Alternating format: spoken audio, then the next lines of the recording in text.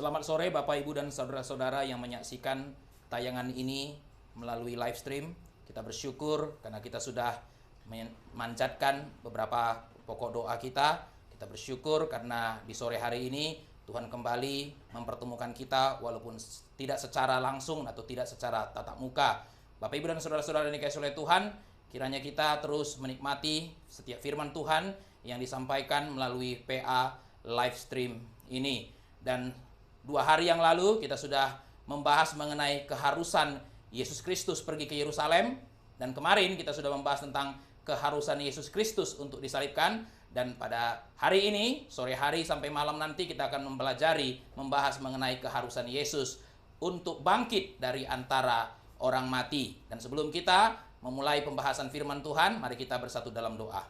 Bapa dalam surga, kami mengucap syukur karena Engkau tidak henti-hentinya memelihara kami. Dan kami mengucap syukur karena Engkau bukan hanya memelihara tubuh kami, tapi juga memelihara jiwa kami. Di tengah keadaan seperti ini, Engkau tetap memberikan apa yang kami perlukan, dan Engkau tetap memberikan firman bagi jiwa kami. Karena manusia bukan hidup dari roti saja, tapi juga dari setiap firman yang keluar dari mulut Allah. Bapa dalam surga, kami menyerahkan live stream pada sore hari ini ke dalam tangan-Mu. Berbicaralah kepada setiap kami yang mendengarkan, yang menonton dimanapun kami berada, agar firman ini menguatkan jiwa kami. Dalam nama Tuhan Yesus kami berdoa.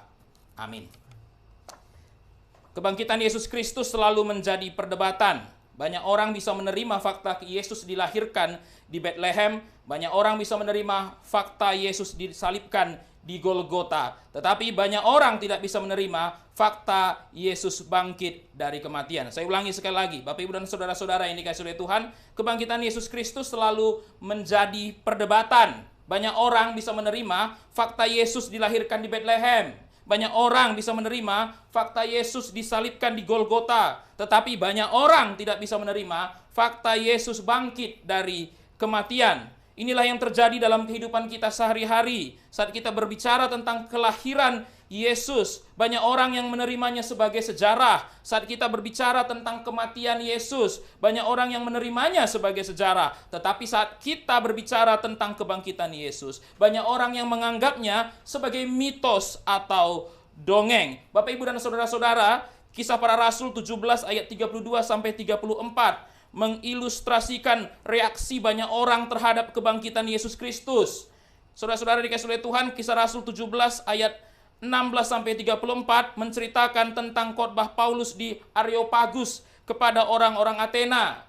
Konteks dari Kisah Rasul 17 ayat 32 sampai 34 itu adalah Kisah Para Rasul 17 ayat 16 sampai 34.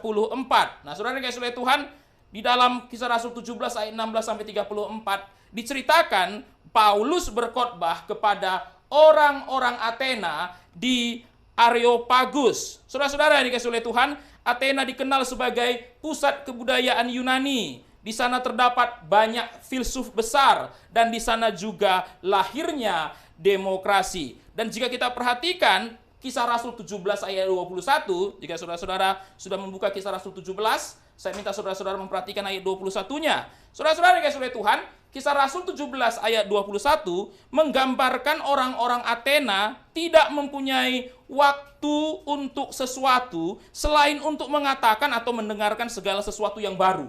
Ini adalah deskripsi dari Kisah Para Rasul 17 mengenai orang-orang Athena. Saya bacakan sekali lagi dari Kisah Rasul 17 ayat 21. Orang-orang Athena tidak mempunyai waktu untuk sesuatu selain untuk mengatakan atau mendengar segala sesuatu yang baru. Atau dalam terjemahan New International Version-nya, spend their time doing nothing but talking about and listening to the latest ideas. Saya akan bacakan sekali lagi terjemahan New International Version-nya. Spend their time doing nothing but talking about and listening to the latest ideas. Ide-ide terbaru, gagasan-gagasan terbaru, pikiran-pikiran paling mutakhir. Bapak, Ibu, dan saudara-saudara yang dikasihi oleh Tuhan, kita bisa mengatakan kota Athena sebagai kotanya kaum intelektual, dan kepada orang-orang seperti inilah Paulus memproklamasikan tentang kebangkitan Yesus Kristus. Jadi saudara dikasihi oleh Tuhan, Paulus berkhotbah bukan hanya kepada orang-orang yang sederhana. Paulus berkhotbah bukan hanya kepada rakyat jelata. Paulus berkhotbah kepada kaum intelektual, khususnya di dalam Kisah Rasul 17. Itu sebabnya Kisah Rasul 17 ini menjadi bagian yang sangat terkenal di dalam Kisah Para Rasul. Karena di dalam Kisah Rasul 17 ini diceritakan pertemuan, encounter antara Injil dengan kaum intelektual. Itu adalah Athena. Di sana ada Areopagus. Dan orang-orang Athena adalah orang-orang yang tidak punya waktu untuk apapun selain untuk mendengar dan mempercakapkan sesuatu yang baru, latest ideas. Saudara-saudara, kita sebagai orang Kristen harus mengabarkan Injil kepada semua kalangan, semua segmen, orang-orang kecil dan orang-orang besar, orang-orang terpelajar dengan orang-orang sederhana. Itulah yang dilakukan oleh Rasul Paulus. Saudara-saudara yang kasih oleh Tuhan, bagaimana reaksi mereka? Bagaimana reaksi orang Athena ketika mendengarkan Paulus memberitakan Injil? Lebih spesifik lagi, ketika Paulus memproklamasikan tentang kebangkitan Yesus Kristus. Perhatikan ayat 32 sampai 34. Saya minta saudara-saudara beranjak atau beralih ke ayat 32 sampai 34, masih pasal 17.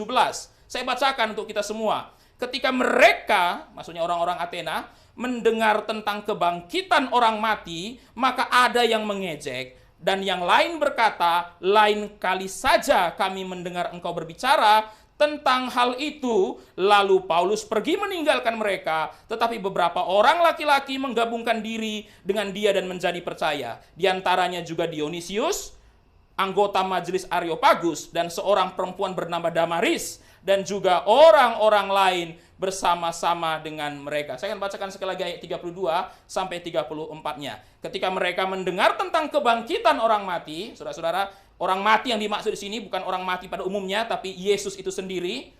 Bukan orang mati, bukan orang-orang mati, tapi orang mati tunggal, saudara-saudara Tuhan. Jadi ini maksud orang mati di sini bukan kebangkitan orang mati di akhir zaman, tapi bicara mengenai kebangkitan Yesus. Karena sebelumnya ayat yang ke-31, Paulus berbicara mengenai kebangkitan Yesus Kristus. Bagaimana reaksi mereka? Ketika mereka mendengar tentang kebangkitan orang mati, maka ada yang mengejek dan yang lain berkata, lain kali kami mendengar engkau berbicara tentang hal itu. Lalu Paulus pergi meninggalkan mereka, tetapi beberapa orang laki-laki menggabungkan diri dengan dia dan menjadi percaya. Di antaranya juga Dionysius, anggota majelis Areopagus, dan seorang perempuan bernama Damaris, dan juga orang-orang lain bersama-sama dengan mereka. Ada 3 reaksi dari bagian ini, saudara-saudara. Ada 3 reaksi yang kita bisa temukan dari ayat 32 sampai 34 ini. Yang pertama, ada yang menolak. Ada yang menolak, saudara-saudara Tuhan. Dan saya yakin yang menolak itu cukup banyak. Ketika Paulus berbicara mengenai kebangkitan Yesus Kristus, sebagian menolak. Dan yang menolak ini jumlahnya cukup banyak. Yang kedua, ada yang skeptis atau ragu-ragu. Dan ini juga jumlahnya cukup banyak, saudara-saudara Tuhan. Kalau saudara perhatikan ayat 32 itu, ada yang berkata, lain kali saja. Ada yang menolak, mengejek. Saudara-saudara Tuhan, memang orang Yunani, bagi orang Yunani, gagasan mengenai kebangkitan, bagi orang Yunani, pikiran mengenai kebangkitan orang mati itu sesuatu yang konyol. Itu sesuatu yang konyol, saudara-saudara Tuhan. Mereka tidak percaya ada kebangkitan orang mati.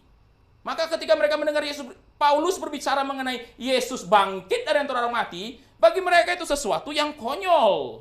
Maka mereka mengejek. Ada yang ragu-ragu atau skeptis. Mereka berkata, lain kali saja kami mendengar engkau berbicara tentang hal itu. Tapi saudara-saudara Tuhan, sejumlah orang dikatakan menggabungkan diri. Ada yang percaya.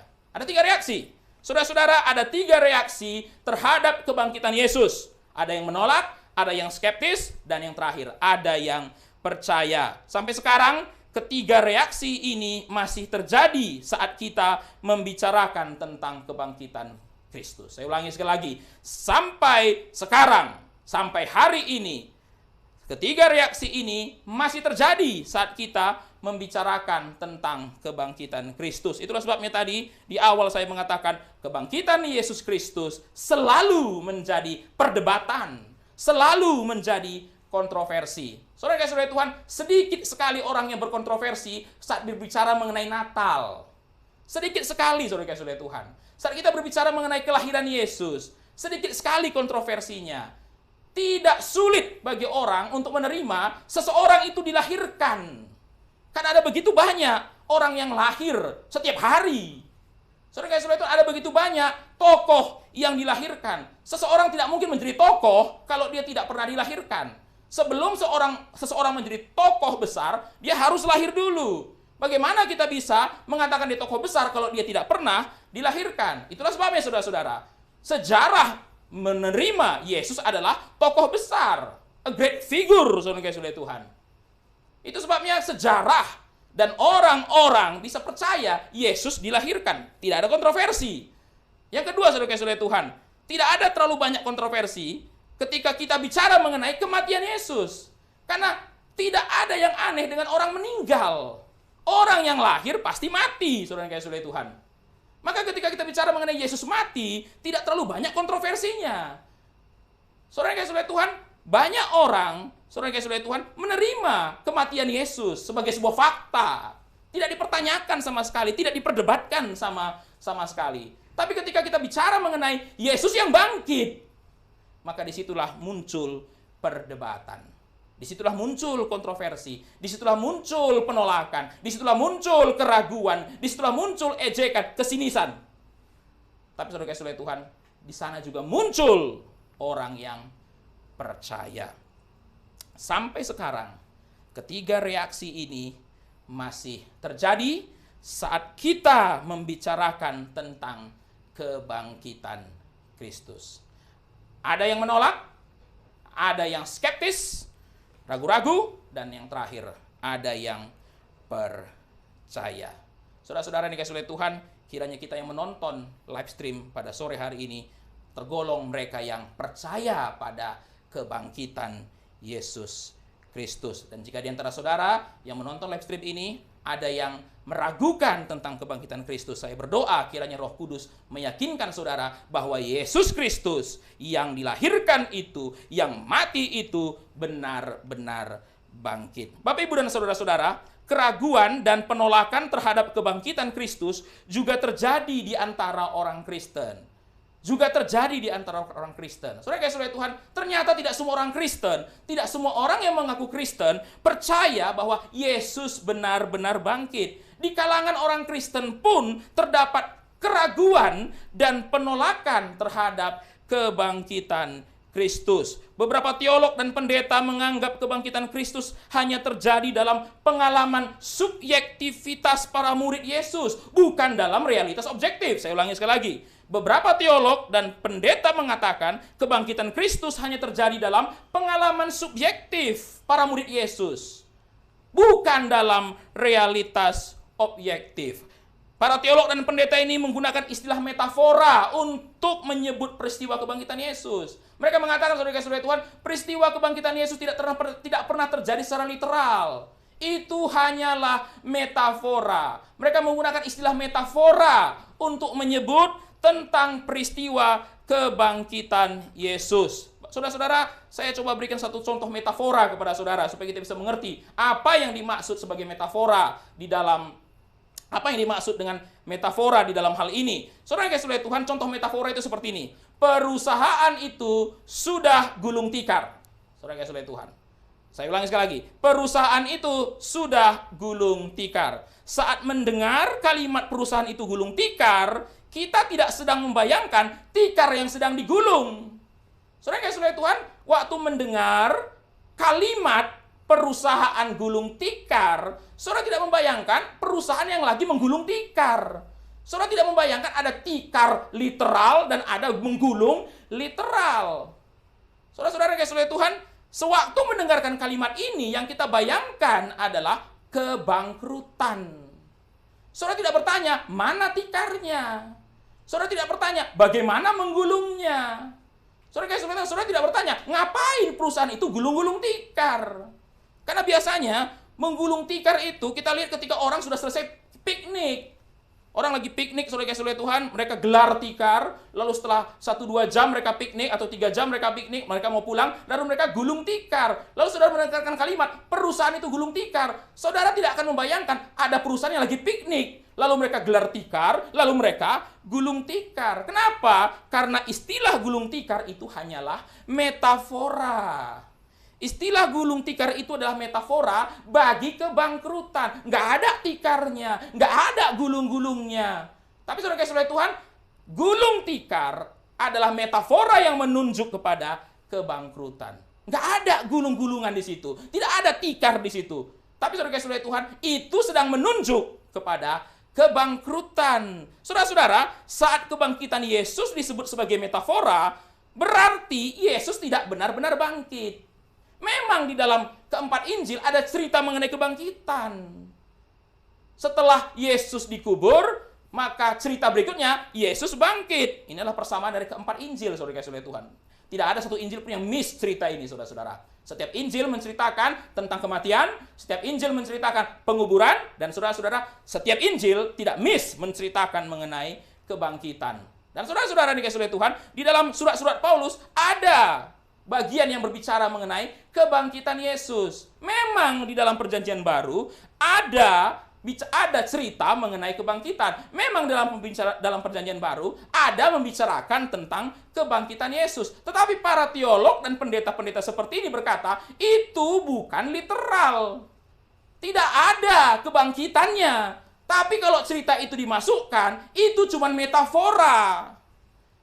Don't take it seriously and don't take it literally. Yesusnya bagaimana? Sebenarnya Yesusnya ada di dalam kuburan. Sebenarnya jenazah Yesus itu ada di dalam kuburan. Tapi para murid itu membayangkan Yesus itu bangkit. Lalu mereka kemudian menceritakan Yesus itu bangkit. Dan mereka menceritakan itu sebagai metafora. Bukan literally, but metaphorically. Jadi Yesusnya beneran bangkit? No. Yang benar bagaimana? Yesusnya mati lalu dikubur. Jadi jenazahnya ada? Masih ada. Lalu apa dong tujuan para murid menceritakan atau penulis Injil menuliskan mengenai kebangkitan? Metafora. Jangan ambil faktanya. Karena faktanya itu bukan seperti itu. Tapi sedang menunjuk kepada sesuatu yang lain. Saudara-saudara dikasihi Tuhan, saat kebangkitan Yesus disebut sebagai metafora, berarti Yesus tidak benar-benar bangkit. Melainkan hanya bangkit dalam memori dan pengalaman. Itu maksudnya saudara-saudara Tuhan. Jadi, para penulis perjanjian baru, saudara-saudara Tuhan, menurut pendapat teolog-teolog seperti ini, atau hamba-hamba Tuhan, pendeta-pendeta seperti ini, penulis perjanjian baru menceritakan Yesus bangkit, walaupun mereka tahu Yesus tidak bangkit. Tapi saudara-saudara Tuhan, mereka menceritakan itu bangkit sebagai bangkit dalam memori dan pengalaman. Sebenarnya, faktanya, sejarahnya di dalam kenyataan tidak bangkit. Bukan realitas objektif. Itu yang saya maksud tadi. Bukan realitas objektif, tapi pengalaman subjektif. Saudara-saudara dikasihi Tuhan, kepercayaan akan kebangkitan Yesus tidak bisa dikompromikan atau ditawar-tawar. Terlepas dari skeptisisme dan penolakan terhadap kebangkitan Yesus yang terjadi di luar sana atau di dalam orang Kristen, saudara-saudara Tuhan, kita harus mengerti baik-baik. Kepercayaan akan kebangkitan Yesus tidak bisa dikompromikan atau ditawar-tawar. Saudara-saudara dikasihi Tuhan, banyak teolog yang menganggap kebangkitan Yesus tidak memiliki relevansi yang besar terhadap kekristenan. Yesus bangkit atau tidak terlalu berpengaruh terhadap kekristenan.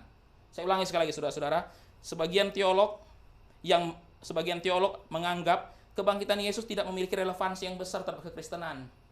Ya maunya Yesus bangkit atau tidak, ya tidak terlalu berpengaruh pada kekristenan. Andai kata Yesus tidak bangkit pun, tidak terlalu berdampak kepada kekristenan. Dampaknya tidak terlalu besar. Kekristenan akan tetap ada, sekalipun Yesus tidak bangkit. Saudara-saudara, pandangan ini salah dan menyesatkan. Dalam 1 Korintus 15 ayat 14, Paulus berkata, tetapi andai kata Kristus tidak dibangkitkan, maka sia-sialah pemberitaan kami dan sia-sia juga kepercayaanmu. Saya bacakan sekali lagi.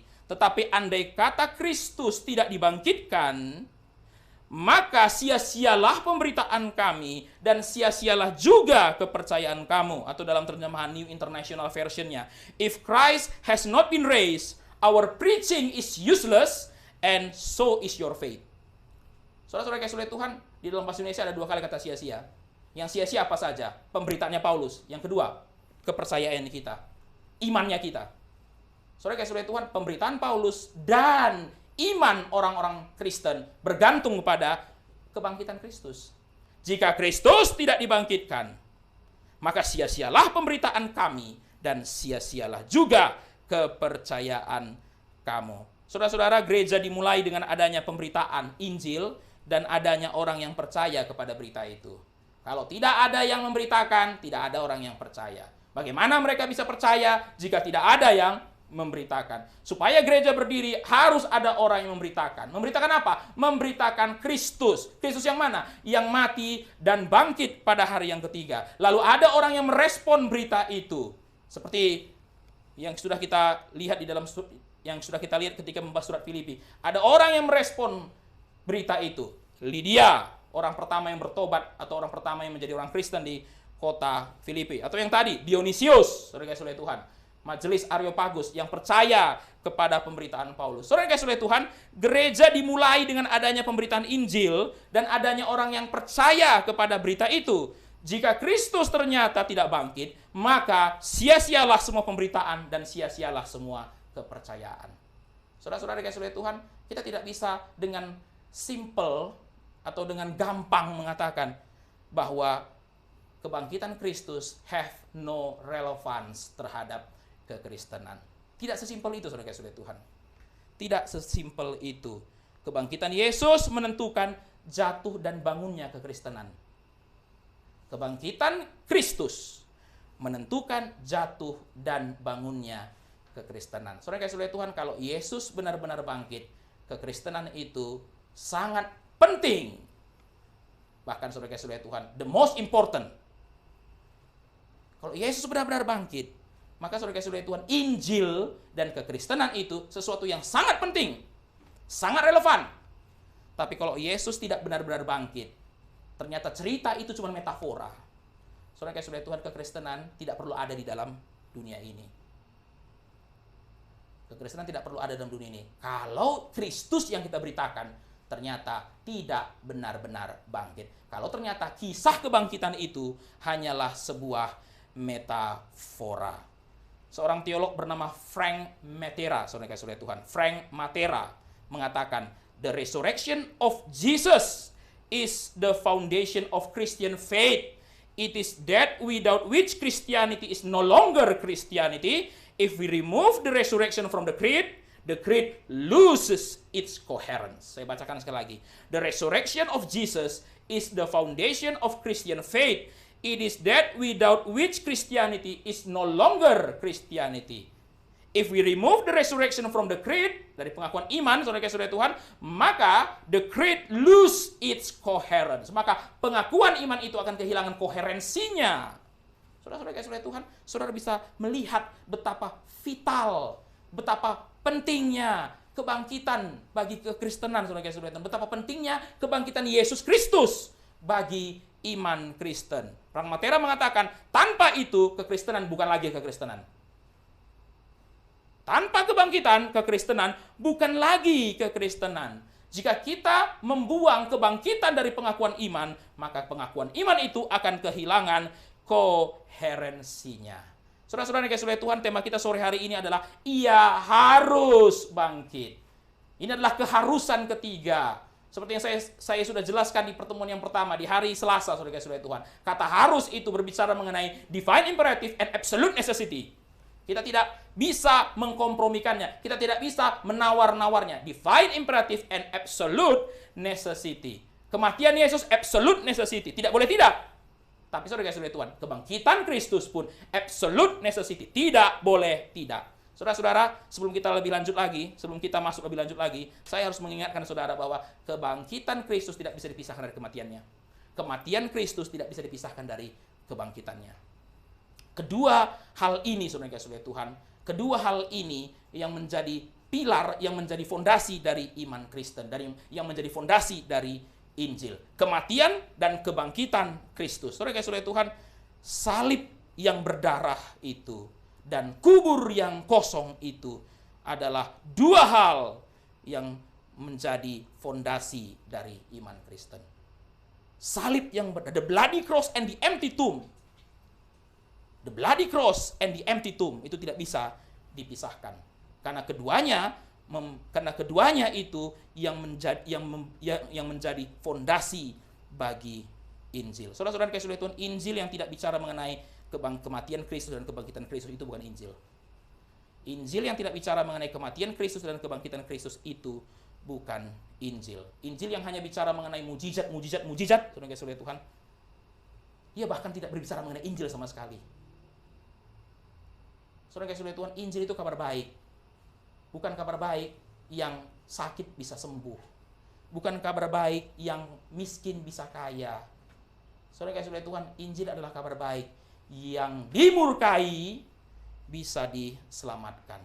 Itulah kabar baiknya Injil. Apa yang baik dari kabar baik itu, saudara kasih Tuhan? Karena Injil adalah good news. Apa yang good dari good news itu? Apakah ini bicara mengenai yang sakit bisa sembuh? Apakah ini bicara mengenai yang miskin bisa kaya? Saudara kasih Tuhan, yang baik dari kabar baik itu adalah karena orang yang harusnya dimurkai, orang yang harusnya mendapatkan hukuman, bisa diselamatkan. Maka saudara kasih Tuhan, bagaimana caranya? Karena ada kematian Yesus Kristus dan ada kebangkitan Yesus Kristus. Maka saudara kasih Tuhan, sebagaimana kematian itu divine imperative and absolute necessity, maka kebangkitan juga divine imperative and absolute necessity. Dalam Yohanes 20 ayat 9 dikatakan, sebab selama itu mereka belum mengerti isi kitab suci yang mengatakan bahwa ia harus bangkit dari antara orang mati. Tema kita sore hari ini diambil dari Yohanes 20 ayat 9, saudara-saudara. Karena di dalam ayat itu ada kalimat, ia harus bangkit dari antara orang mati. Saudara kasih Tuhan, bukan hanya Yesus bangkit dari antara orang mati, tapi harus bangkit dari antara orang mati. Yohanes 20 adalah permulaan cerita mengenai kebangkitan Yesus dalam Injil Yohanes.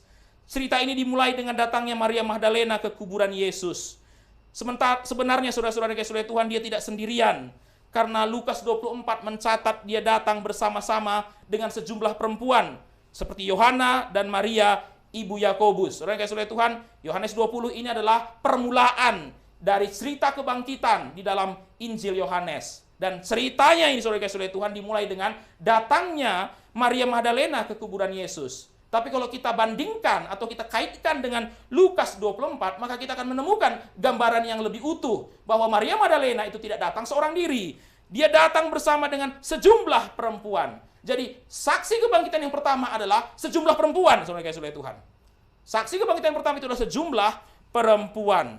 Saudara kasih Tuhan, mengapa mereka datang ke kuburan Yesus? Karena mereka ingin meminyaki jenazah Yesus sebagai bentuk penghormatan terakhir. Saudara-saudara, sekalipun Yesus mati dengan tragis, tapi bagaimanapun juga dia adalah guru mereka. Jadi mengapa mereka datang pagi-pagi ke kuburan Yesus? Karena mereka begitu menghormati Yesus. Walaupun Yesus mati dengan tragis, disalibkan seolah-olah dia penjahat, disalibkan di antara dua penjahat, tapi bagaimanapun juga dia adalah guru. Para perempuan ini menganggap Yesus adalah guru mereka. Saudara kasih Tuhan, saat Yesus mati 3 hari yang lalu, mereka tidak sempat untuk menunjukkan penghormatan terakhirnya. Kenapa? Karena hari Sabat. Yesus mati, saudara kasih Tuhan. Yesus dikuburkan, Yesus mati dan dikuburkan. Saudara kasih Tuhan, ketika Yesus dikuburkan itu tepat menjelang hari Sabat. Maka saudara kasih Tuhan, ketika hari Sabat sudah tiba, ketika hari Sabat akan tiba, Yesus dimasukkan ke dalam kuburan, tidak ada kesempatan bagi para perempuan ini untuk menunjukkan penghormatan terakhirnya. Biasanya saudara kasih Tuhan, bentuk penghormatan terakhir itu adalah meminyaki jenazah orang itu dengan rempah-rempah. Tapi mereka tidak sempat untuk melakukannya. Itulah sebabnya mereka datang tepat setelah berakhirnya hari Sabat. Yesus dikuburkan menjelang datangnya hari Sabat. Tapi saudara kasih Tuhan, tepat setelah berakhirnya hari Sabat itu, perempuan-perempuan ini pergi ke kuburan Yesus. Perhatikan Yohanes 20 ayat 1 dikatakan, pagi-pagi benar ketika hari masih gelap. Saudara-saudara yang kasih oleh Tuhan, mereka sangat menghormati Yesus. Itu sebabnya mereka niat sekali keluar rumah pagi-pagi benar ketika hari masih gelap. Saudara yang kasih oleh Tuhan, tidak bisa dibayangkan keberanian perempuan ini. Yang pergi itu bukan laki-laki, bukan murid-murid Yesus. Yang pergi itu adalah sekelompok perempuan. Mengapa saudara-saudara? Karena mereka begitu mengagumi Yesus. Mereka begitu menghormati Yesus. Walaupun Yesus mati dengan tragis, tapi bagaimanapun dia tetap guru mereka. Saudara-saudara, setelah sampai di kuburan Yesus, para perempuan ini terkejut karena batu penutup kuburan sudah terbuka dan jenazah Yesus tidak ada lagi. Peristiwa inilah yang dikenal sebagai kubur kosong atau empty tomb, saudara yang dikasihi oleh Tuhan. Saudara-saudara, pada hari ini orang Kristen mengkaitkan kebangkitan Yesus dengan kubur kosong. Biasanya saudara dikasihi oleh Tuhan, kebangkitan Yesus itu diidentikan dengan kubur kosong. Itulah sebabnya saudara dikasihi oleh Tuhan, salah satu dekorasi ketika Paskah itu adalah kubur kosong, saudara dikasihi oleh Tuhan. Memang tidak semua gereja membuat kubur kosong ketika mendekorasi gereja waktu Paskah. Tapi saudara dikasihi oleh Tuhan, ada sebagian gereja itu ketika mendekorasi gereja waktu Paskah ada kubur kosong. Kenapa saudara-saudara? Karena memang peristiwa kubur kosong hari ini, peristiwa kebangkitan Yesus tidak bisa dipisahkan dengan kubur kosong, berkaitan dengan kubur kosong itu. Kita menganggap kubur kosong adalah salah satu bukti kebangkitan Yesus. Saudara kasih oleh Tuhan, ya orang Kristen hari ini mengkaitkan kubur kosong itu sebagai bukti kebangkitan Yesus. Seperti syair dalam sebuah lagu yang cukup populer, saudara kasih oleh Tuhan. An empty grave is there to prove my Savior lives, saudara-saudara. Saudara-saudara kasih oleh Tuhan, salah satu lagu yang suka dinyanyikan pada waktu Paskah, saudara kasih oleh Tuhan adalah Because He lives, I have tomorrow, saudara kasih oleh Tuhan. Ya, karena Dia hidup, ada hari esok. Dan di dalam lagu itu ada satu syair yang mengatakan, an empty grave is there to prove my Savior lives. Saudara yang kasih oleh Tuhan, hari ini waktu kita mengingat tentang kubur kosong, kita mengkaitkannya dengan kebangkitan Kristus. Tapi saudara yang kasih oleh Tuhan, pada saat itu yang terjadi tidak demikian. Hari ini waktu kita mengingat kubur kosong, kita mengkaitkannya dengan kebangkitan Kristus. An empty grave is there to prove my Savior lives. Tapi saudara kasih oleh Tuhan, bagaimana reaksi perempuan-perempuan itu ketika melihat kubur kosong? Pada zaman itu memang belum ada lagu An empty grave is there to prove my Savior lives, saudara kasih oleh Tuhan. Saudara kasih oleh Tuhan, pada waktu mereka datang ke kuburan Yesus dan menemukan batunya, penutupnya sudah terbuka, sudah tergeser, lalu jenazah Yesus sudah hilang, mereka tidak berkata, because He lives, I have tomorrow, saudara kasih oleh Tuhan. Saudara-saudara kasih oleh Tuhan, perhatikan ayat 2. Mereka berkata, Tuhan telah diambil orang dari kuburnya, dan kami tidak tahu di mana ia diletakkan. Hari ini ketika melihat kubur kosong, kita berkata, because He lives. Tapi saudara kasih oleh Tuhan, para perempuan itu melihat kubur kosong, mereka panik, saudara kasih oleh Tuhan. Mereka berkata, Tuhan telah diambil orang dari kuburnya, dan kami tidak tahu di mana ia diletakkan. Bagi mereka kubur kosong adalah bad news, kabar buruk. Saya ulangi sekali lagi, bagi mereka kubur kosong adalah kabar buruk. Mengapa saudara kasih oleh Tuhan? Orang-orang Yahudi menganggap kematian yang paling mengerikan adalah kematian yang tidak dikuburkan. Ketika mereka melihat kubur kosong, mereka tidak sampai pada kesimpulan Yesus bangkit. Bukan, saudara-saudara. Mereka langsung berpikir, kalau jenazahnya tidak di sini, jangan-jangan sudah dibuang. Diambil orang lalu dibuang. Dan bagi orang Yahudi, kematian yang paling mengerikan adalah kematian yang tidak dikuburkan. Bagaimanapun mengerikannya cara mati seseorang, tidak lebih mengerikan daripada tidak dikuburkan, saudara kasih oleh Tuhan. Ini adalah satu tradisi atau satu budaya adalah salah satu budaya Yahudi. Saudara kasih oleh Tuhan, orang Yahudi itu membayangkan orang yang mati dan jenazahnya tidak dikuburkan itu begitu mengerikan. Tidak dikubur dianggap sebagai bentuk penghinaan kepada orang yang meninggal. Saudara kasih oleh Tuhan, jenazah yang tidak dikuburkan adalah penghinaan kepada orang yang meninggal. Maka dalam hukum Taurat, penguburan adalah sebuah keharusan, saudara-saudara. Penguburan itu sebuah keharusan. Bagaimanapun orang itu matinya, kenapa dia mati, saudara kasih oleh Tuhan, tetap harus dikuburkan. Maka saudara kasih oleh Tuhan, ketika Yohanes Pembaptis dipenggal, murid-muridnya datang kuburkan dia. Sebab itulah ketika Yesus mati di salib, tetap ada yang datang untuk menguburkan dia. Kenapa saudara-saudara? Karena kematian yang lebih mengerikan adalah kematian yang tidak dikuburkan. Kematian yang tidak dikuburkan. Saudara-saudara yang kasih oleh Tuhan, Ulangan 21 ayat 22 sampai 23 mengatakan, apabila seseorang berbuat dosa yang sepadan dengan hukuman mati, lalu ia dihukum mati, kemudian kau gantung dia pada sebuah tiang, maka janganlah mayatnya dibiarkan semalam-malaman pada tiang itu, tetapi haruslah engkau menguburkan dia hari itu juga. Sebab seorang yang digantung terkutuk oleh Allah. Janganlah engkau menajiskan tanah yang diberikan Tuhan Allahmu kepadamu sebagai milik pusakamu. Ini peraturan dalam hukum Taurat, saudara-saudara. Ulangan 21. Jelas sekali Allah berkata kepada bangsa Israel, kalau nanti di negeri itu, di tempat kamu tinggal nanti itu, ada orang yang dihukum mati. Dihukum mati, saudara-saudara, itu berarti dosanya berat loh. Jangan biarkan dia tergantung. Kuburkan. Kenapa, saudara-saudara? Orang yang digantung terkutuk oleh Allah. Janganlah engkau menajiskan tanah yang diberikan Tuhan Allahmu kepadamu sebagai milik pusakamu. Saudara yang kasih oleh Tuhan, jadi bagi orang Yahudi itu, kalau orang mati tidak dikuburkan, wah itu berarti benar-benar Tuhan murka sama dia. Jangan-jangan dosanya besar nih, sampai nggak bisa dikuburkan bahkan. Saudara-saudara yang kasih oleh Tuhan, setelah para murid mendengar kabar tentang kubur kosong dari para perempuan, mereka pun segera berangkat dan melihat dengan mata kepala mereka sendiri bahwa kubur itu kosong. Mendengar perempuan itu datang dan melaporkan, mereka pergi untuk melihat sendiri apa yang terjadi. Dan benar, kubur itu kosong. Selain Yohanes, tidak satu rasul pun yang berkesimpulan bahwa Yesus sudah bangkit. Kalau saudara baca dalam Yohanes 20 dikatakan, Yohanes melihat apa yang ada di dalam kubur itu dan percaya. Tapi saudara-saudara Tuhan, yang lain tidak berkesimpulan Yesus sudah bangkit setelah datang ke kuburan itu.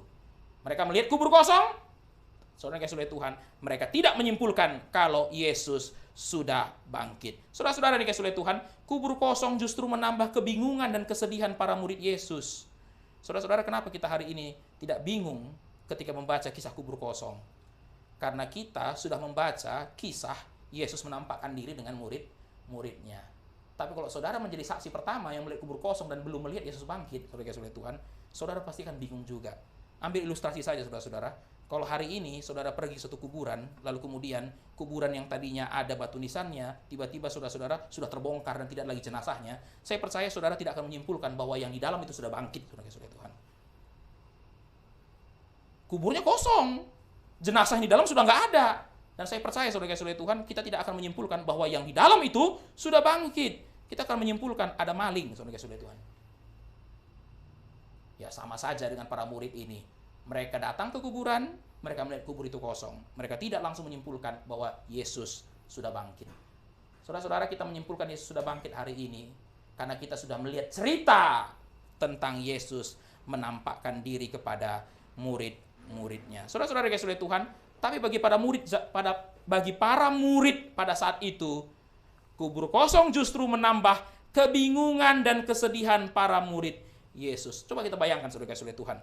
Peristiwa penyaliban Yesus saja masih membuat mereka sedih dan kaget loh.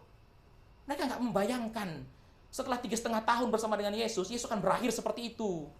Baik, penuh belas kasihan, memperhatikan orang, pengajarannya bagus. Saudara kasih oleh Tuhan, berakhirnya dengan disalibkan, itu saja sudah bikin mereka kaget. Belum lagi saudara kasih oleh Tuhan, bagi murid-murid Yesus yang memegang paham, bagi murid-murid Yesus dikasih oleh Tuhan yang membayangkan Yesus itu sebagai Mesias orang Yahudi. Melihat Yesus itu disalibkan pasti menimbulkan kekagetan dan kesedihan. Kaget saudara kasih oleh Tuhan. Masa orang yang sebaik ini, masa orang yang sebaik Yesus yang penuh belas kasihan berakhir dengan disalibkan. Itu saja sudah bikin mereka kaget. Bukan hanya kaget, sedih saudara kasih oleh Tuhan. Sedih. Saudara kasih oleh Tuhan, ditinggalkan Yesus aja itu sedih. Ditinggalkannya dengan cara disalibkan, saudara kasih oleh Tuhan, itu kaget. Semua terjadi dengan begitu cepat. Yesus membawa mereka ke Yerusalem karena Paskah sudah dekat. Lalu saudara-saudara, begitu sampai di Yerusalem, orang menyambut Yesus saudara-saudara Tuhan dengan melambai-lambaikan kain, dengan melambai-lambaikan daun palem. Yesus disebut sebagai Hosana, Hosana, anak Daud. Saudara, semua terjadi begitu cepat dan berakhir dengan disalibkan. Kaget dan sedih. Sekarang saudara-saudara Tuhan, mereka melihat kekuburan itu kosong.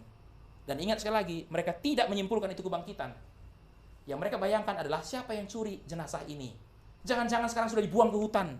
Kalau dibuang ke hutan, aduh, betapa menyedihkannya.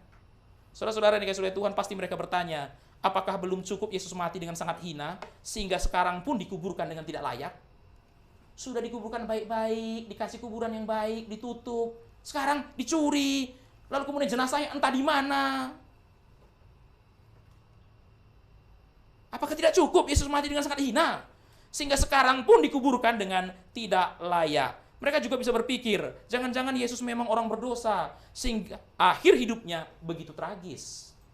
Saudara yang kasih Tuhan, jangan-jangan mereka berpikir bahwa Yesus itu adalah orang berdosa, sehingga hidupnya berakhir dengan begitu tragis. Mengapa mereka panik dengan melihat kubur kosong? Saudara yang kasih Tuhan, Yohanes 20 ayat 9 menjawabnya, karena mereka belum mengerti kitab suci. Saudara-saudara yang kasih Tuhan, mengapa mereka panik waktu melihat kubur Yesus kosong? Jawabannya adalah Yohanes 20 ayat 9. Karena mereka belum mengerti isi kitab suci. Inilah yang namanya melihat tapi tidak mengerti, saudara-saudara Tuhan. Melihat tapi tidak mengerti. Saudara-saudara Tuhan, seringkali kita mengalami hal seperti ini. Melihat ya melihat, memahami ya tidak. Saudara-saudara Tuhan, di dalam hidup kita seringkali berada di dalam momen seperti ini. Apa yang kita lihat kita tidak pahami.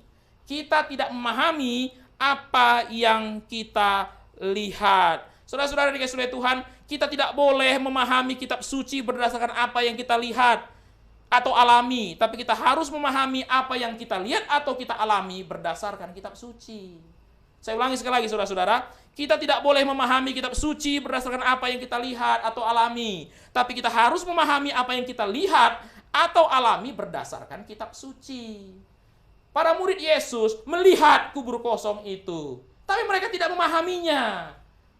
Saudara-saudara Tuhan, mereka tidak memahami what's going on. Kenapa mereka tidak memahaminya? Karena mereka tidak mengerti isi kitab suci. Kuncinya ada pada kitab suci. Tapi saudara-saudara Tuhan, yang mereka lihat saat itu adalah kubur kosong. Dan mereka tidak tahu apa yang sedang terjadi. Maka mereka menjadi bingung, menjadi panik. Saudara-saudara Tuhan, satu pelajaran yang kita bisa temukan di sini adalah kita tidak boleh memahami kitab suci berdasarkan apa yang kita lihat atau alami. Tetapi kita harus memahami apa yang kita lihat dan alami berdasarkan kitab suci. Saudara-saudara dikasihi Tuhan, ada banyak orang itu membangun teologinya dengan pengalaman. Bukan dengan firman Tuhan, dengan pengalaman. Setelah pengalaman lihat firman Tuhan, saudara dikasihi Tuhan. Lalu cocokkan firman Tuhan dengan pengalamannya. Kalau ada bagian firman Tuhan yang tidak cocok dengan pengalaman, firman Tuhannya dibuang. Saudara-saudara dikasihi Tuhan, sebagai orang Kristen, kita tidak boleh seperti itu. Kita harus membangun teologi kita dengan firman Tuhan. Kalau apapun yang terjadi dengan hidup kita, kita memahaminya dari sudut pandang firman Tuhan. Ya, yang dimaksud dengan firman Tuhan di sini adalah perjanjian lama, saudara-saudara. Karena pada waktu itu belum ada perjanjian baru. Saudara-saudara Tuhan, mengapa mereka bingung? Karena mereka tidak memahami firman Tuhan di dalam perjanjian lama. Mereka belum memahami isi kitab suci. Maka sekali lagi saudara-saudara Tuhan, kitab suci adalah kuncinya. Kitab suci adalah kuncinya. Memahami kebangkitan Yesus itu, kuncinya ada pada mengerti isi kitab suci.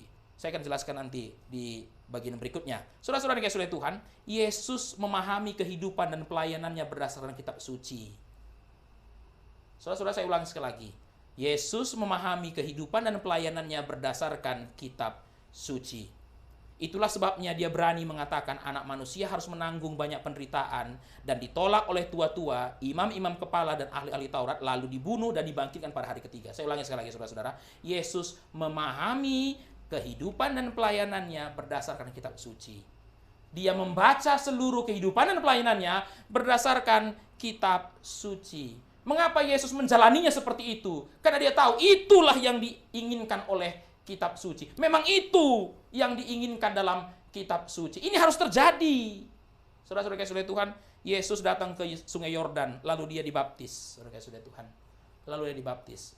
Sebelum membaptis, Yohanes berkata, wah saya tidak boleh membaptis kamu, kamu harus membaptis saya. Baru kemudian Yesus berkata, lakukanlah supaya digenapi semua kehendak Allah. Lakukanlah supaya digenapi semua kehendak Allah. Saudara kasih Tuhan, bahkan waktu Yesus disalibkan pun, dikatakan saudara kasih Tuhan, supaya genaplah kitab suci. Dia berkata, aku haus supaya genaplah kitab suci. Saudara-saudara sekali lagi, Yesus memahami kehidupan dan pelayanannya berdasarkan kitab suci.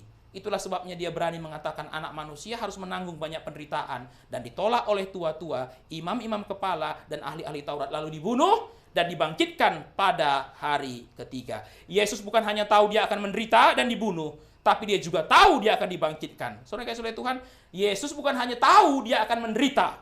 Yesus bukan hanya tahu dia akan dibunuh. Saudara kasih oleh Tuhan, Yesus berkata, anak manusia akan menderita. Anak manusia akan dibunuh. Kenapa? Karena itu yang dikatakan oleh kitab suci dalam perjanjian lama. Itu yang dinubuatkan oleh para nabi dari perjanjian lama. Tapi saudara kasih oleh Tuhan, Yesus juga tahu dia akan dibangkitkan. Saudara-saudara, lain ceritanya kalau Yesus berkata anak manusia akan menderita, akan dibunuh. Tapi kebangkitannya, wait and see.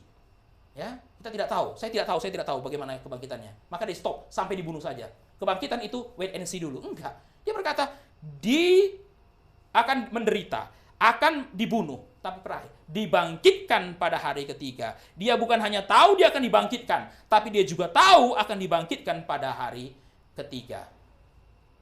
Saudara-saudara kasih oleh Tuhan, itu sebabnya ada teolog saudara kasih oleh Tuhan yang tidak percaya kalau ini dari mulut Yesus, saudara kasih oleh Tuhan. Kenapa? Karena kayaknya Yesus tahunya detail banget. Saudara-saudara yang kasih oleh Tuhan, ada yang mengatakan ini bukan dari mulut Yesus. Bukan Yesus yang mengatakan anak manusia harus menanggung penderitaan. Itu orang lain yang mengatakan, yang ditempelkan di dalam kalimat, di dalam mulut Yesus. Tapi saudara kasih oleh Tuhan, kita harus melihat di dalam bagian ini, kenapa Yesus tahu dia akan menderita, dia akan dibunuh, dan dia akan dibangkitkan. Karena memang itulah yang sudah dituliskan dalam kitab suci. Saudara-saudara yang kasih oleh Tuhan, Yesus bukan hanya tahu dia menderita, Yesus bukan hanya tahu dia akan dibunuh, tapi dia juga tahu dia akan dibangkitkan. Bahkan dia juga tahu dia akan dibangkitkan pada hari ketiga. Bagaimana Yesus tahu? Tadi saya sudah bilang, karena itulah yang dikatakan dalam kitab suci. Kita bisa melihat ini saudara-saudara dalam Lukas 24 ayat 44. Saudara-saudara, mari kita beralih sekarang ke dalam Lukas 24 ayat 44. Nanti kita akan membahas dari ayat 44 sampai ayat 46, saudara kasih Tuhan. Untuk memahami tentang hal ini, kita harus melihat Lukas 24 ayat 44 sampai 46. Tapi kita akan mulai dulu dari ayat 44-nya. Saudara-saudara, tadi saya katakan bagaimana Yesus tahu. Karena itulah yang dikatakan dalam kitab suci. Kita bisa melihat itu dalam Lukas 24 ayat 44 sampai 46.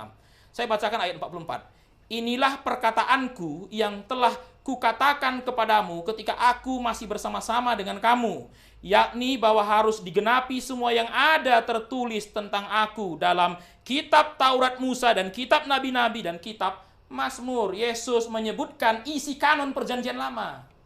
Saudara kasih oleh Tuhan, dia mengatakan, inilah perkataanku yang telah kukatakan kepada kamu ketika aku masih bersama-sama dengan kamu, yakni bahwa harus digenapi semua yang ada tertulis tentang aku di dalam seluruh perjanjian lama.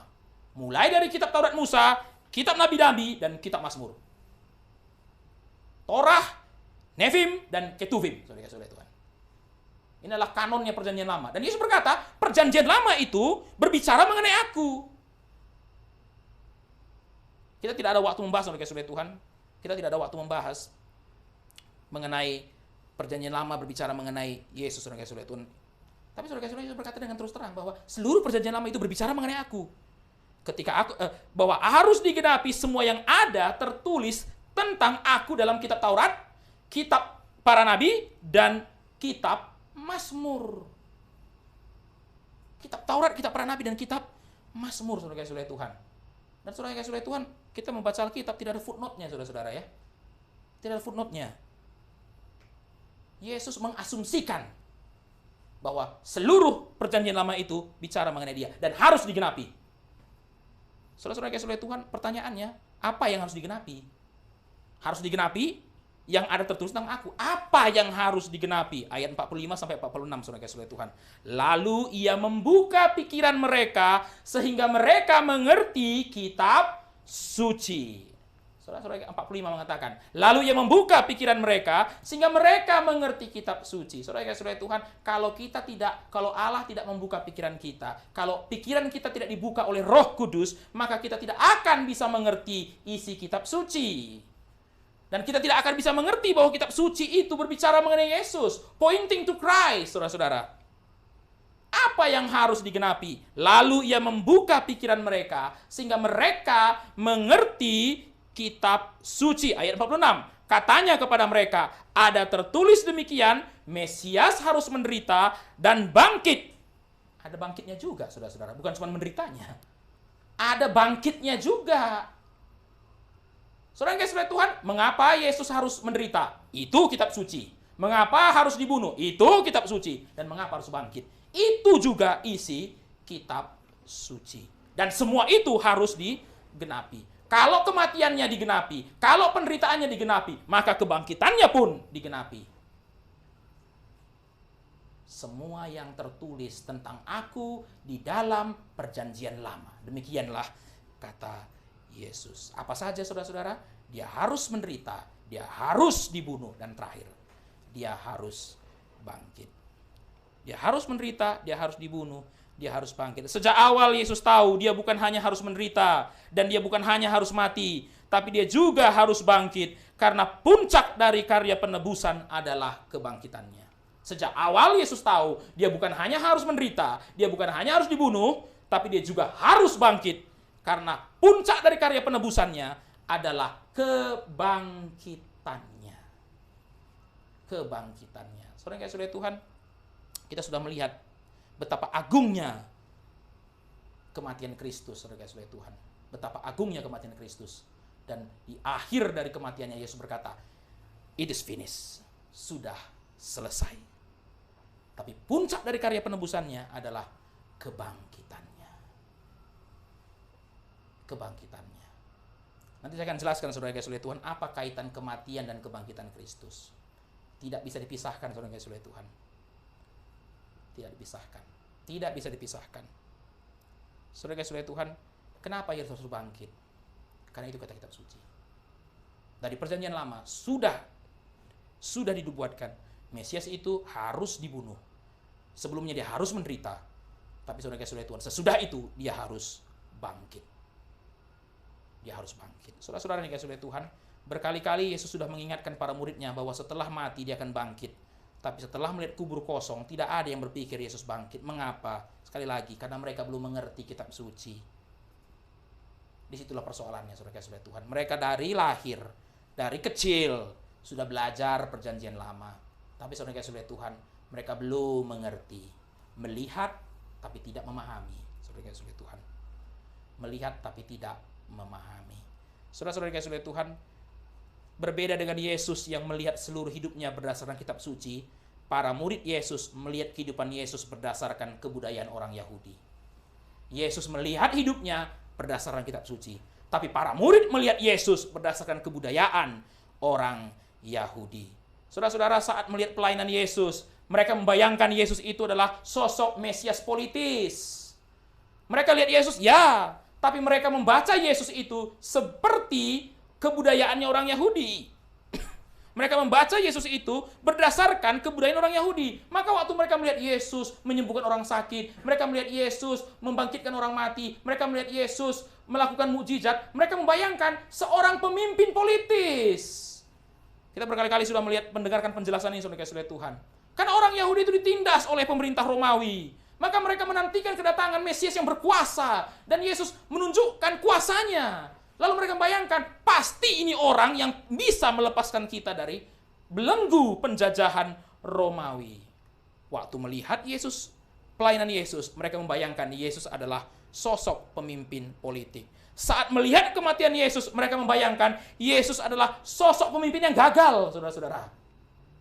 Lah, katanya Mesias, bisa menyembuhkan orang sakit. Lah, kenapa ditangkap lalu kemudian disalibkan seperti ini? Gagal. Saudara kasih oleh Tuhan, itulah sebabnya saat melihat kubur kosong, mereka jadi bingung dan sedih. Karena mereka tidak membaca kematian Yesus dari kitab suci. Mereka tidak membaca penderitaan Yesus dari kitab suci. Yesus sudah berkali-kali mengatakan akan ditangkap, menderita, diserahkan, lalu kemudian mati dan bangkit. Tapi saudara-saudara Tuhan, mereka tidak sampai pada kesimpulan. Karena mereka terus melihat Yesus dengan asumsi kebudayaan Yahudi mereka. Mereka mengurung Yesus itu di dalam asumsi kebudayaan Yahudi mereka. Maka waktu mereka melihat kubur kosong, saudara-saudara Tuhan, apalagi artinya ini? Waktu melihat Yesus bikin mukjizat, oh ini artinya dia Mesias politis. Waktu melihat Yesus mati, oh ini artinya dia gagal. Waktu lihat kubur kosong, apa artinya? Apa yang mereka bisa lakukan? Bingung, sedih, panik, gelisah. Saudara-saudara dikasihi oleh Tuhan, Yesus mana yang selama ini saudara percaya? Yesus yang diceritakan dalam Alkitab atau Yesus yang saudara imajinasikan? Saudara-saudara, apakah selama ini kita melihat Yesus itu dari kitab suci atau saudara melihat Yesus dari imajinasi saudara? Saudara-saudara dikasihi oleh Tuhan, kita itu punya projection, saudara-saudara, proyeksi. Maka kita bisa memproyeksikan Yesus yang tidak ada dalam Alkitab sama sekali. Saya ulangi sekali lagi, saudara-saudara Tuhan, Yesus mana yang saudara dan saya percaya selama ini? Yesus yang diceritakan dalam Alkitab atau Yesus yang saudara imajinasikan? Saudara-saudara dikasihi oleh Tuhan, sebagai manusia kita itu punya imajinasi dan kita mencoba memproyeksikan apa yang menjadi aspirasi kita kepada Yesus. Kita menginginkan Yesus yang model kayak gini. Kenapa saudara-saudara? Karena kita punya aspirasi yang seperti ini. Kita menginginkan Yesus model kayak gitu. Karena kita punya aspirasi yang seperti ini. Tapi saudara-saudara Tuhan, satu-satunya Yesus yang bisa dipercaya adalah Yesus yang dituliskan oleh Alkitab. Yesus yang diceritakan dalam Alkitab. Dari perjanjian lama sampai perjanjian baru. Maka saudara-saudara Tuhan, tidak jarang orang Kristen itu tidak mengikut Yesus yang sebenarnya. Walaupun mengaku diri Kristen, tapi bukan Yesus yang sebenarnya yang diikutin. Yesus yang lain, saudara-saudara Tuhan. Yesus yang lain. Saudara-saudara Tuhan, tidak heran orang bisa mengatakan Yesus itu ingin kita berbahagia hidupnya. Yesus itu ingin kita bahagia hidupnya. Kenapa? Kan dalam Matius dikatakan berbahagialah kamu, berbahagialah kamu, berbahagialah kamu. Apa artinya? Yesus ingin kebahagiaan kita. Sampai saudara-saudara Tuhan, orang kayak gini kemudian dikasih tahu, bukankah ada ayatnya yang mengatakan pikul salibmu dan sangkal dirimu? Dia tidak percaya kalimat itu datang dari Yesus. Karena dia sudah punya asumsi, dia punya imajinasi. Saya ingin bahagia dan pastilah Yesus itu adalah figur yang ingin saya bahagia juga. Saya tidak mengatakan saudara-saudara Yesus anti kebahagiaan. Tidak, saudara-saudara Tuhan. Seandainya pun kita baca khotbah di bukit 8 ucapan bahagia, mari kita lihat ucapan bahagia yang paling terakhir, saudara-saudara, yang nomor 8. Berbahagialah kamu yang dianiaya oleh karena kebenaran. Kalau saudara tidak mengikuti Yesus yang ada dalam Alkitab, maka saudara-saudara akan bingung waktu membaca kalimat itu. Ini Yesus atau bukan yang ngomong? Jelas sekali itu Yesus yang ngomong, saudara-saudara Tuhan. Tapi karena kita sudah punya imajinasi tentang Yesus, maka saudara-saudara Tuhan, yang kita ikutin adalah imajinasi kita. Yesus yang mana yang saudara sembah? Apakah Yesus yang ada dalam Alkitab atau Yesus yang saudara imajinasikan? Kalau Yesus yang saudara sembah adalah Yesus yang saudara imajinasikan, maka yang saudara sembah adalah imajinasi saudara sendiri. Kiranya kita bertobat, saudara-saudara Tuhan, sebagai orang Kristen. Kiranya kita bertobat. Kita tidak mau lagi Yesus yang fiktif. Kita ingin Yesus yang real. Yang mana yang real? Yang dicatat di dalam Alkitab. Saudara-saudara dikasihi oleh Tuhan, kita bisa sama-sama menyebut nama Yesus, tetapi mempercayai Yesus yang berbeda. Kita bisa sama-sama menyebut nama Yesus tetapi mempercayai Yesus yang berbeda. Setelah Yesus menampakkan diri dan naik ke surga, barulah para muridnya mengerti bahwa dia memang harus bangkit. Dalam Kisah Rasul 2 ayat 25 sampai 32. Saudara-saudara kasih Tuhan, mari kita perhatikan Kisah Para Rasul 22, Kisah Rasul 2 ayat 25 sampai 32. Ini adalah peristiwa setelah Yesus naik ke surga, yaitu Pentakosta, saudara-saudara.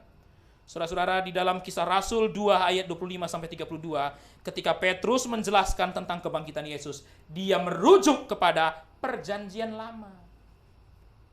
Yesus sudah berkata, seperti kitab suci, sesuai dengan isi kitab suci. Kitab suci yang mana? Pada zaman itu perjanjian lama, saudara-saudara. Tapi saudara-saudara Tuhan, sebelum Yesus naik ke surga, sebelum Yesus bangkit dan menampakkan diri, dan dia naik ke surga, mereka nggak ngerti. Tapi setelah Yesus naik ke surga, saudara-saudara Tuhan, ketika Petrus menjelaskan tentang kebangkitan Yesus, dia merujuk kepada perjanjian lama. Saya minta saudara-saudara memperhatikan alur logika Petrus, saudara-saudara Tuhan. Karena inilah khotbah yang sangat penting di dalam Kisah Para Rasul. Inilah khotbah pertama dalam Kisah Para Rasul. Diucapkan pada hari Pentakosta, hari berdirinya gereja, saudara-saudara. Audiensnya adalah orang-orang Yahudi. Maka ketika Petrus bicara mengenai kebangkitan, dia refer kepada perjanjian lama. Saudara-saudara kasih Tuhan, bertahun-tahun membaca perjanjian lama, masih kaget dengan kebangkitan. Bertahun-tahun mengikut Yesus, dan Yesus sudah berkali-kali bicara mengenai kebangkitannya. Masih bingung waktu kubur kosong.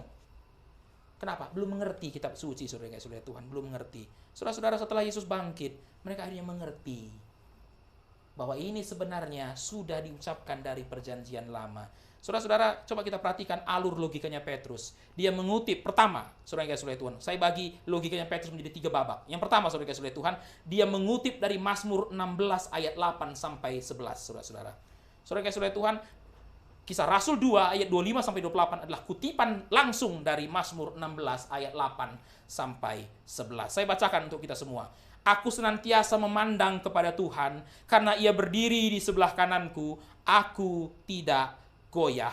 Sebab itu hatiku bersuka cita dan jiwaku bersorak-sorak, bahkan tubuhku akan diam dengan tentram. Sebab Engkau tidak menyerahkan aku kepada dunia orang mati dan tidak membiarkan orang kudus-Mu melihat kebinasaan. Engkau memberitahukan kepadaku jalan kehidupan. Engkau akan melimpahi aku dengan sukacita di hadapan-Mu. Ini dikutip dari Mazmur 16 ayat 8 sampai 11. Saudara-saudara, sebelum Petrus menjelaskan tentang kebangkitan, dia refer dulu ke Mazmur 16 ayat 8 sampai 11. Ini langkah yang pertama, saudara-saudara. Dia mau mengkhotbahkan tentang kebangkitan kepada orang Yahudi. Dia refer ke perjanjian lama. Yang dia asumsikan semua orang yang mendengar itu tahu isi Mazmur 16 ayat 8 sampai 11. Mazmur itu bicara mengenai aku senantiasa memandang kepada Tuhan. Saudara-saudara, orang bertanya, siapa aku di sini? Sebab itu hatiku bersuka cita dan jiwaku bersorak. Engkau tidak akan menyerahkan aku kepada dunia orang mati. Siapa yang aku di sini? Tidak membiarkan orang kudus-Mu. Siapa orang kudus-Mu yang dimaksud di sini? Lalu babak yang kedua, saudara-saudara, langkah yang kedua.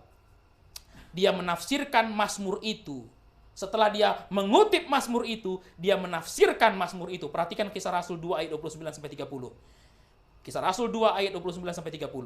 Saudara-saudara, aku boleh berkata-kata dengan terus terang kepadamu tentang Daud, bapa bangsa kita. Ia telah mati dan dikubur, dan kuburannya masih ada pada kita sampai hari ini.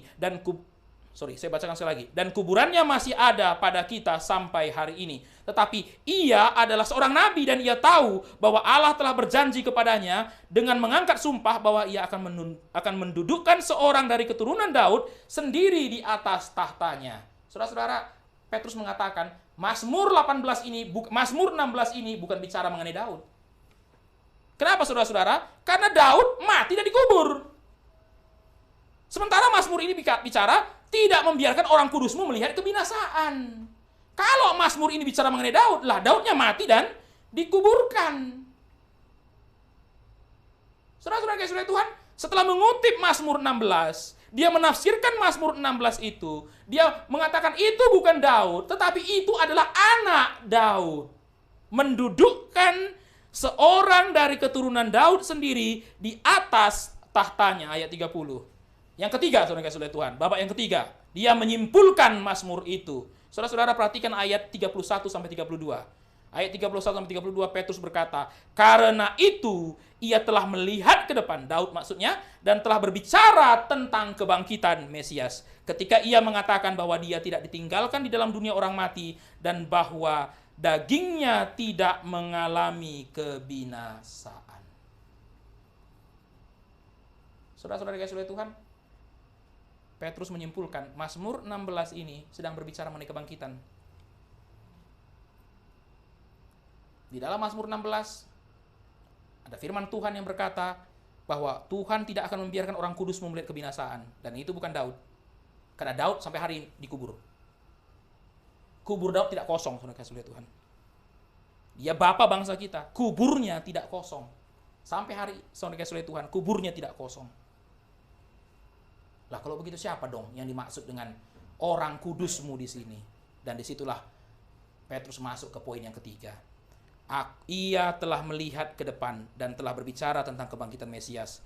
Ketika ia mengatakan bahwa dia tidak ditinggalkan dalam dunia orang mati dan bahwa dagingnya tidak mengalami kebinasaan. Yesus inilah yang ayat ke-32-nya. Yesus inilah yang dibangkitkan Allah dan tentang hal itu kami semua adalah saksi. Yesus inilah yang dibangkitkan Allah dan tentang hal itu kami semua adalah saksi. Saudara-saudara yang dikasihi Tuhan, dari Mazmur 16 Petrus masuk kepada kebangkitan. Tidak ada yang mengejutkan mengenai kebangkitan kalau kamu mengerti kitab suci. Kitab suci bukan hanya bicara Mesias harus menderita, bukan hanya harus disalibkan, tapi yang terakhir harus dibangkitkan. Tanpa kebangkitan, saudara kasih Tuhan, belum komplit. Tanpa kebangkitan, belum komplit, saudara kasih Tuhan.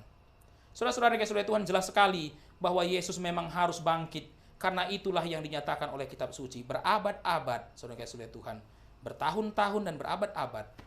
Kitab suci itu sudah dituliskan, perjanjian lama. Dan mau bicara mengenai bahwa Mesias itu bukan hanya harus mati dan menderita, dia juga harus bangkit. Dalam 1 Korintus 15 ayat 4, saat Paulus menjelaskan tentang kebangkitan Kristus, dia memulainya dengan mengatakan, ia telah dikuburkan dan bahwa ia telah dibangkitkan pada hari yang ketiga sesuai dengan kitab suci. Pasal 15 adalah pasal yang panjang mengenai kebangkitan. Dimulai dari kebangkitan Kristus, kebangkitan kita, dan kebangkitan tubuh, saudara-saudara Tuhan. Dan ketika Paulus mau berbicara mengenai kebangkitan Kristus, dia mulai dengan kalimat ini. Yesus telah dikuburkan. Yesus telah dibangkitkan pada hari yang ketiga sesuai dengan kitab suci. The scripture cannot be broken, saudara-saudara. The scripture cannot be broken. Firman Tuhan tidak boleh digagalkan. Firman Tuhan sudah menggariskan Yesus Mesias harus mati. Firman Tuhan sudah mengatakan dia harus menderita di Yerusalem. Dan terakhir, dia harus bangkit. Tidak boleh tidak.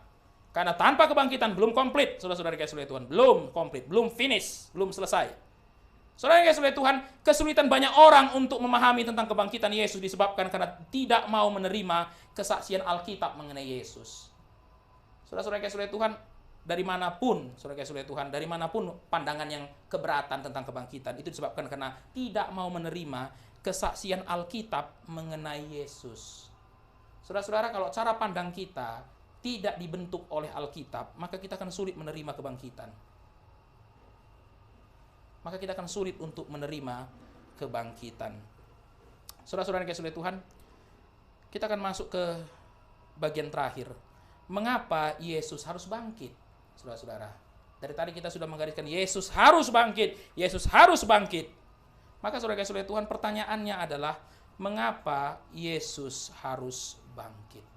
Saudara-saudara, ada 3 alasan mengapa Yesus harus bangkit. Setidaknya kita bisa melihat 3 alasan mengapa Yesus harus bangkit. Yang pertama, untuk membuktikan kematiannya diterima oleh Allah sebagai korban yang sempurna. Yang kedua, untuk membentuk sebuah komunitas orang percaya di dalam dunia. Dan yang terakhir, untuk menyatakan Yesus adalah Raja yang dijanjikan. Saya ulangi sekali lagi.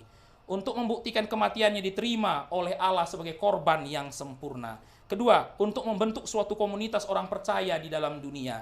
Yang ketiga, untuk menyatakan Yesus adalah Raja yang dijanjikan. Kita akan membahas ketiga poin ini satu demi satu. Pertama, saudara-saudara dikasihi Tuhan, Yesus harus bangkit untuk membuktikan kematiannya diterima oleh Allah sebagai korban yang sempurna. Tadi saya sudah mengatakan bahwa kematian Yesus tidak bisa dipisahkan dengan kebangkitan Yesus. Demikian juga sebaliknya, kebangkitan Yesus tidak bisa dipisahkan dengan kematian Yesus. Saudara kasih oleh Tuhan, syarat penebusan adalah korban yang sempurna. Orang yang mati tidak boleh bercacat dan bercela dan tidak berdosa, saudara kasih oleh Tuhan. Saya ulangi sekali lagi. Syarat penebusan adalah korban yang sempurna. Di dalam perjanjian lama, saudara kasih oleh Tuhan, kalau ada orang yang berdosa, dia harus membawa korban yang tidak bercacat dan bercela. Korbannya adalah hewan. Tapi saudara kasih oleh Tuhan, korban di perjanjian lama hanyalah bayang-bayang dari korban di perjanjian baru. Ketika orang berdosa, orang Yahudi berdosa, maka mereka diharuskan memilih salah satu dari 3 korban ini. Lembu sapi, kambing domba, dan burung tekukur. Dan saudara kasih oleh Tuhan, syarat yang harus dipenuhi oleh korban ini tidak boleh bercacat dan bercela. Yang dimaksud bercacat bercela, saudara-saudara, secara fisik. Secara fisik, saudara kasih oleh Tuhan. Tidak boleh bercacat dan bercela. Tidak boleh ada kuku yang patah. Tidak ada mata yang buta. Saudara kasih oleh Tuhan harus mulus. Spotless and blameless. Tapi saudara kasih oleh Tuhan, manusia tidak bisa ditebus dengan korban hewan. Karena yang berdosa manusia tidak bisa digantikan dengan korban hewan. Siapa yang bisa menggantikan manusia? Harus manusia.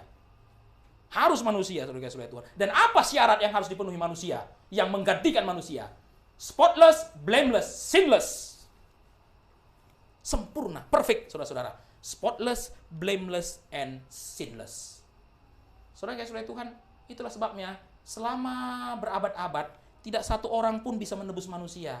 Karena tidak satu orang pun yang spotless, blameless, sinless, tidak bercacat, tidak bercela, dan tidak berdosa. Tidak ada orang yang memenuhi syarat ini. Lalu saudara kasih oleh Tuhan, datanglah satu orang yang mengatakan bisa menebus manusia, namanya Yesus. Maka pertanyaan tetap sama. Apakah Yesus memenuhi syarat korban yang sempurna? Saudara-saudara dikasih oleh Tuhan, kematian Yesus tidak akan memiliki signifikansi penebusan jika dia berdosa. Kalau Yesus berdosa, dia tidak spotless, dia tidak blameless, dia tidak sinless, maka saudara-saudara, kematiannya tidak memiliki nilai penebusan, signifikansi penebusan. Maka pertanyaan kita, saudara-saudara, bagaimana kita tahu korban Yesus memang sempurna? Nah, ini persoalannya, saudara-saudara. Bagaimana saya tahu bahwa korban Yesus memang sempurna? Saudara kasih oleh Tuhan, ini adalah pertanyaan. Kenapa kita perlu bertanya seperti ini? Saudara kasih oleh Tuhan, karena semua orang pasti mati. Yesus mati, semua orang juga mati, saudara kasih oleh Tuhan. Yesus mati di Golgota, banyak orang sebelum Yesus sudah mati di Golgota. Bahkan Yesus pun disalibkan di antara 2 orang lainnya yang disalibkan. Pertanyaannya, saudara kasih oleh Tuhan, bagaimana saya tahu kalau Yesus mati sebagai orang yang tidak berdosa? Roma 6 ayat 23 mengatakan upah dosa adalah maut. Berarti semua orang berdosa pasti mati. Pasti mati. Kalau Yesus mati dan tidak bangkit, nah di sini kuncinya. Saudara kasih oleh Tuhan, semua orang berdosa pasti mati. Lalu Yesus mati. Dari mana saya tahu kalau dia mati bukan sebagai orang berdosa? Dari kalimatnya, saudara, banyak orang bisa mengatakan, saudara kasih oleh Tuhan, bisa ngaku-ngaku nanti. Bagaimana saya tahu kalau memang Yesus mati bukan sebagai orang berdosa? Karena Roma 6 ayat 23 mengatakan orang berdosa pasti mati. 2 penjahat di samping Yesus juga mati sebagai orang berdosa. Lalu bagaimana kita tahu kalau kematian Yesus ini berbeda dengan kematian yang lain? Karena dia kematian sebuah korban yang sempurna. Saudara-saudara yang kasih oleh Tuhan, kalau Yesus mati dan tidak bangkit, kita tidak tahu bahwa Allah berkenan atas kematiannya. Saya ulangi sekali lagi, saudara-saudara, kalau Yesus itu mati dan tidak bangkit, seagung apapun kematiannya, semengharukan apapun kematiannya, saudara-saudara, kita tidak akan pernah tahu dia mati sebagai korban yang berkenan atau tidak. Saudara-saudara yang kasih oleh Tuhan, semua orang berdosa mati karena murka Allah. Upah dosa adalah maut. Maut itu murka Allah kepada orang berdosa. Yesus mati. Bagaimana saya tahu kalau dia mati bukan karena murka Allah? Saudara yang kasih oleh Tuhan, kalau Yesus mati dan tidak bangkit, kita tidak tahu bahwa Allah berkenan atas kematiannya. Dia mati sebagai korban yang berkenan kepada Allah. Allah menerima kematiannya, pengorbanannya, karena Allah berkenan kepadanya. Saudara-saudara yang kasih oleh Tuhan, dengan bangkit dari antara orang mati, Yesus menunjukkan bahwa dia tidak mati karena dosanya, melainkan karena dosa seluruh dunia. Itulah sebabnya saudara-saudara yang kasih oleh Tuhan, orang yang berdosa mati tidak bangkit. Tapi Yesus mati, dia bangkit dari kematian. Karena dia mati bukan sebagai orang berdosa, tapi dia mati sebagai korban atas dosa seluruh dunia. Bukan sebagai sinners, tapi sebagai sacrifice for the sin. Di dalam Yohanes 1 dikatakan, Yohanes Pembaptis berkata, inilah anak domba Allah yang mengangkut dosa seluruh dunia. Dan syarat anak domba itu spotless, blameless, dan sinless. Dan bagaimana saya tahu bahwa Yesus mati dalam keadaan yang spotless, blameless, dan sinless? God vindicate his own son. Allah menyatakan bahwa anaknya itu benar dengan membangkitkannya dari antara orang mati. Itulah sebabnya dalam 1 Korintus 15 ayat 17 Paulus berkata, dan jika Kristus tidak dibangkitkan, maka sia-sialah kepercayaan kamu dan kamu masih hidup dalam dosamu. Jika Yesus tidak dibangkitkan, sia-sialah kepercayaanmu dan kamu masih hidup di dalam dosamu. Saudara-saudara yang kasih Tuhan, kebangkitan Yesus menunjukkan bahwa kematiannya itu sempurna. Kematiannya itu sempurna. Maka saudara-saudara, kita tidak perlu ragu. Benarkah kematian Yesus itu efektif bagi dosa-dosa kita, bagi pengampunan dosa kita? Tidak perlu ragu. Kenapa? Karena Allah menyatakan dengan tegas, dia menerima pengorbanan itu. Saudara yang kasih Tuhan, kalau saya bayar hutang, saya harus yakin yang saya kasih itu diterima sama yang saya kasih itu diterima oleh orang yang kepadanya saya berhutang. Saudara-saudara, saya hutang sekian juta, saya bayar pakai daun, saudara kasih oleh Tuhan. Ya pasti ditolak, karena daun tidak bisa dipakai untuk membayar uang. Saudara-saudara, tidak cukup hanya, yang penting saya sudah kasih. Saya sudah kasih. Apa yang kamu kasih? Daun. Ya diterima dong, yang penting niat saya baik, gitu ya, saudara-saudara ya. Jangan lihat yang dikasihnya dong, lihat niat pemberinya, saudara kasih oleh Tuhan. Ya itu berlaku kalau hadiah ulang tahun ya, saudara-saudara ya. Kalau hadiah ulang tahun kan selalu seperti itu. Jangan lihat nilai dari pemberiannya, tapi lihatlah niat dari pemberinya. Ya kalau itu hadiah ulang tahun masih bisa dimaklumi. Tapi kalau hutang ya saudara-saudara, kita nggak bisa ya. Saya kasih 1 karung daun singkong, saudara-saudara, untuk menggantikan hutang 2 miliar. Lalu saya mengatakan kepada yang saya hutangin, kepada orang yang saya berhutang, jangan lihat isi dari karungnya, tapi lihat niat dari pemberinya. Ya nggak bisa. Saudara-saudara yang sudah Tuhan, hutang saya benar-benar lunas kalau dia terima itu. Kalau dia nggak terima, berarti hutang saya belum lunas. Saudara yang sudah Tuhan, dari mana saya tahu Allah menerima pengorbanan Yesus untuk dosa-dosa saya? Karena setelah dia mati, Allah membangkitkannya. Kalau Yesus tidak bangkit, kita masih hidup di dalam dosa kita. Saudara-saudara yang dikasihi oleh Tuhan, kematian Kristus adalah kunci pembenaran kita. Saudara-saudara, di dalam Roma dikatakan dia mati untuk pelanggaran kita dan dia bangkit untuk pembenaran kita. Di dalam Roma Paulus berkata, dalam surat Roma Paulus berkata, Yesus Kristus mati untuk pelanggaran-pelanggaran kita dan dia bangkit untuk pembenaran kita. Kebangkitan Kristus adalah kunci pembenaran kita. Ya memang kita akrab dengan doktrin justification by faith, saudara-saudara. Sehingga kita berpikir yang membenarkan itu iman kita. Tidak, saudara-saudara Tuhan. Iman tidak membenarkan kita. Beriman kepada siapa itu yang membenarkan kita. Saudara-saudara yang kasih Tuhan, kita seringkali sangat menekankan iman. Sampai kita lupa, saudara-saudara Tuhan. Sampai kita lupa, yang penting itu bukan imannya, tapi beriman kepada siapanya. Sama seperti ini, saudara-saudara Tuhan. Kalau saudara jatuh pegang dahan pohon, yang penting bukan otot tangan saudara, yang penting kuatnya dahan itu. Saudara punya tangan sekekar binaragawan pun, kalau yang saudara pegang ranting yang lapuk, dahan yang lapuk, Saudara kasih Tuhan, makin kekar lengan saudara, makin bahaya saudara. Saudara-saudara, banyak orang hari ini ya, sakit didoakan, nggak sembuh, hamba Tuhan bilang, imanmu kecil. Ayo dong, tambah besar imanmu. Makanya nggak sembuh, nggak kurang beriman sih. Kurang beriman. Saudara kasih Tuhan, kita seringkali lupa bahwa iman itu bukan yang utama. Beriman kepada siapa itu yang utama. Saudara-saudara kasih Tuhan, anak kecil yang tangannya tidak berotot pun kalau jatuh pegang dahan yang kuat selamat.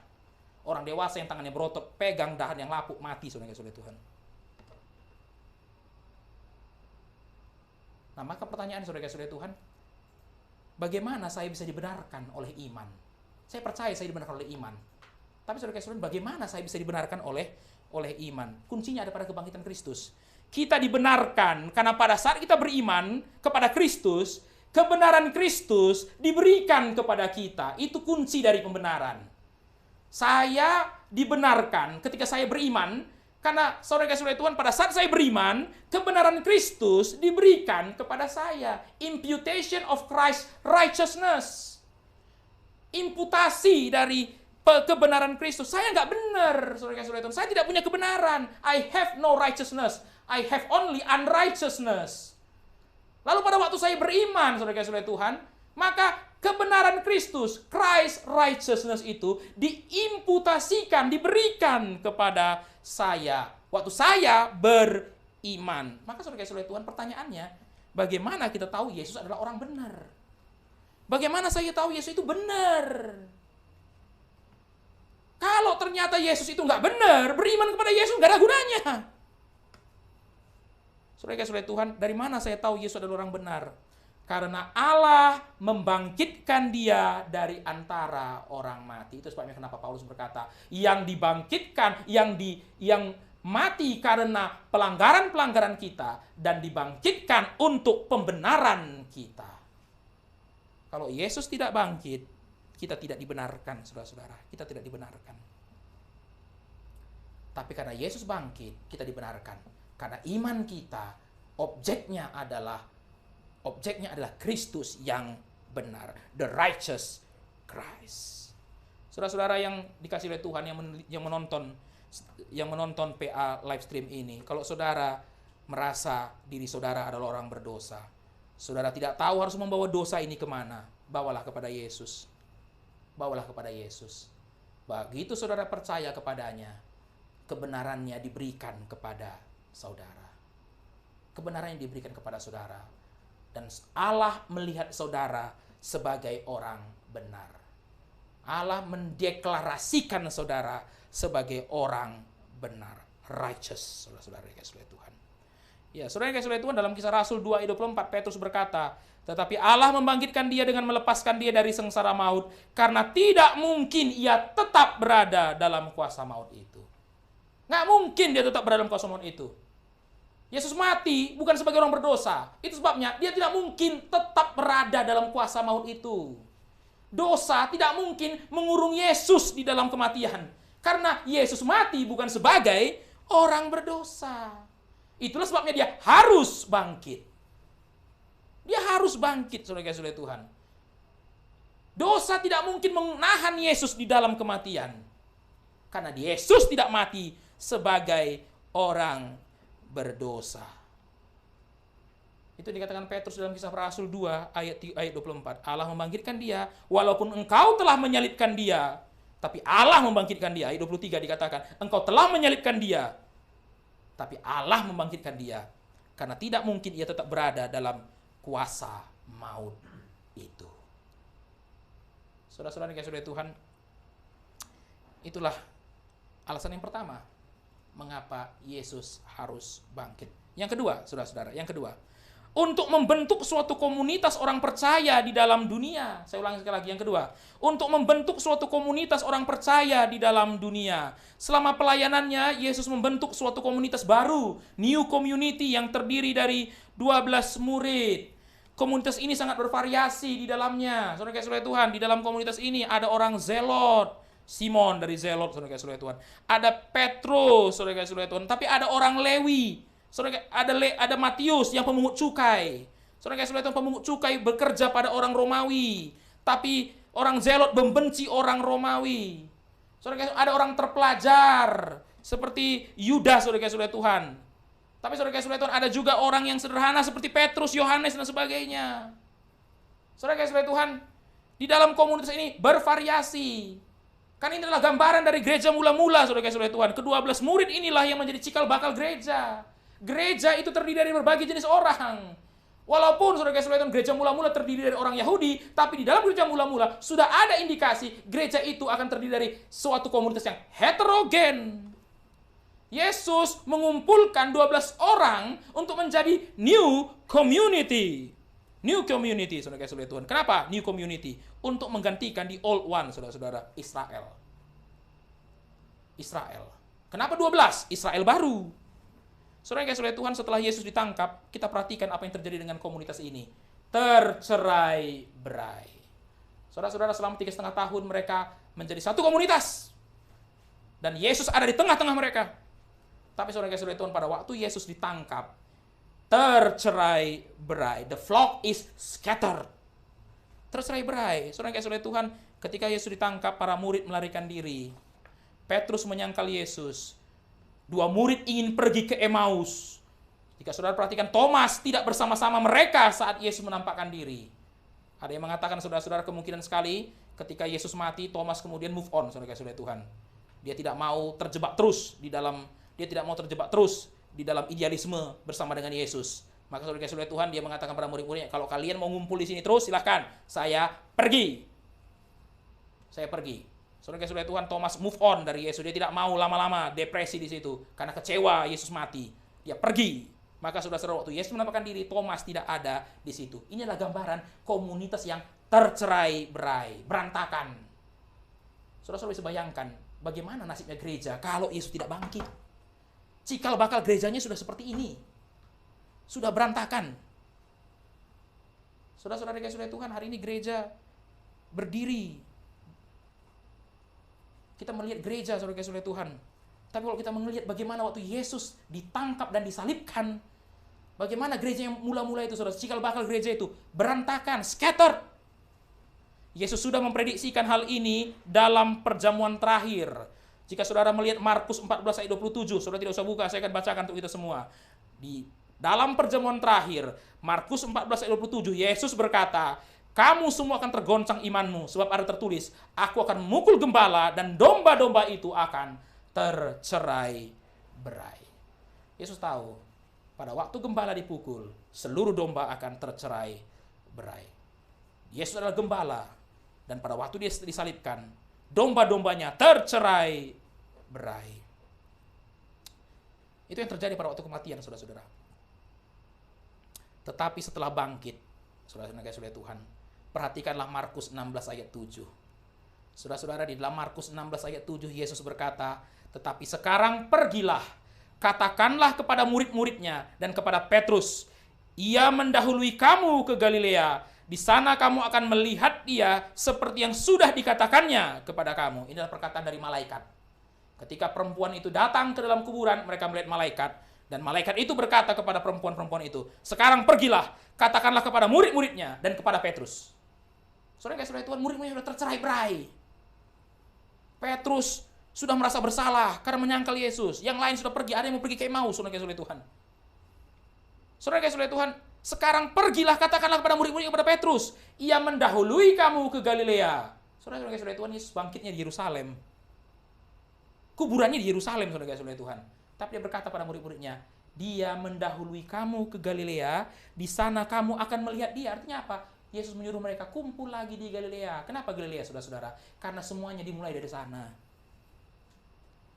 Semuanya dimulai dari sana. Semuanya dimulai dari Galilea. Di sanalah Yesus mengumpulkan mereka. Dan setelah mereka tercerai-berai ketika di Yerusalem, Yesus berkata, setelah bangkit, kumpul di Galilea. Di sana kamu akan melihat dia seperti yang sudah dikatakannya kepada kamu. Kamu akan melihat dia. Kumpul di Galilea. Yesus menyatukan kembali komunitas atau gereja yang sudah tercerai-berai. Saudara Tuhan, kalau Yesus tidak bangkit, para murid itu akan tercerai-berai. Tapi karena Yesus bangkit, para murid itu kembali bersatu. Maka kita melihat ada kisah para rasul, saudara-saudara Tuhan. Kita melihat ada kisah para rasul. Kalau Yesus tidak bangkit, setiap murid akan menjalani hidupnya masing-masing. Tapi setelah Yesus bangkit, saudara-saudara Tuhan, para murid berkumpul kembali dan gereja menjadi satu lagi. Saudara-saudara Tuhan, kebangkitan Yesus menyatukan kembali komunitas atau gereja yang sudah tercerai-berai. Yang ketiga, menyatakan Yesus adalah raja yang dijanjikan. Saudara-saudara Tuhan, Yesus harus bangkit untuk menyatakan bahwa dia adalah raja yang dijanjikan. Saudara-saudara Tuhan, bangsa Yahudi menantikan pemulihan kerajaan Israel seperti zaman Daud dan Salomo. Itulah sebabnya saudara-saudara Tuhan, mereka menantikan datangnya Mesias. Seperti yang saya sudah jelaskan di PA yang sebelumnya, saudara-saudara Tuhan. Para orang-orang Yahudi itu menantikan datangnya Mesias yang akan memulihkan kerajaan Israel seperti dulu zamannya Daud, seperti dulu zamannya Salomo. Dan waktu mereka melihat Yesus, saudara-saudara Tuhan, mereka berpikir Yesus bisa memenuhi pengharapan ini. Kematian Yesus seolah-olah dia adalah raja yang gagal karena dia berakhir di tangan bangsa Romawi. Saudara-saudara Tuhan, kematian Yesus itu seolah-olah dia adalah raja yang gagal. Pada waktu mereka melihat Yesus melayani, mereka melihat inilah raja yang dijanjikan itu. Tapi pada waktu mereka melihat Yesus mati, langsung mereka berpikir inilah raja yang gagal. Saudara-saudara Tuhan, pemerintah Romawi mempermalukannya di kayu salib dengan menuliskan dengan raja orang Yahudi. Di atas salib Yesus itu, pemerintah Romawi mempermalukan Yesus dan para pengikutnya dengan memakukan satu pelang. Inilah raja orang Yahudi. Untuk membuat para orang tahu, ini loh, kalau kamu berontak kepada kaisar, ngaku-ngaku raja orang Yahudi, kamu kan mati. Tapi saudara-saudara Tuhan, kematian Yesus memang ironis.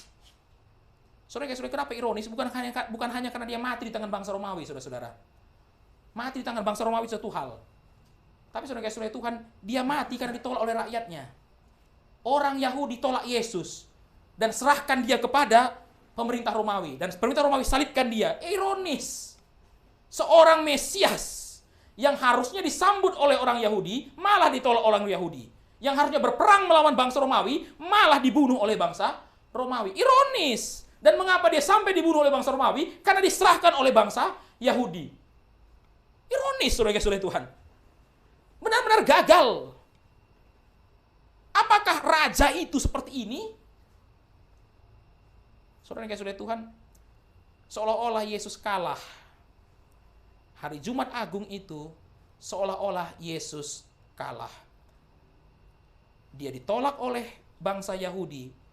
Dia dibunuh oleh bangsa Romawi. Saudara-saudara Tuhan, dua kekuatan seolah-olah menguburkan Yesus. Mana ada raja kayak gini? Saudara-saudara Tuhan, kebangkitan Yesus menunjukkan dia adalah raja. Ketika Yesus bangkit, itu menunjukkan dia adalah raja. Maka jika saudara perhatikan Matius 28 ayat 19, saudara-saudara. Matius 28 ayat 19, itu ada cerita setelah kebangkitan. Setelah kebangkitan, Yesus berkata, "Kepadaku telah diberikan segala kuasa di surga dan di bumi."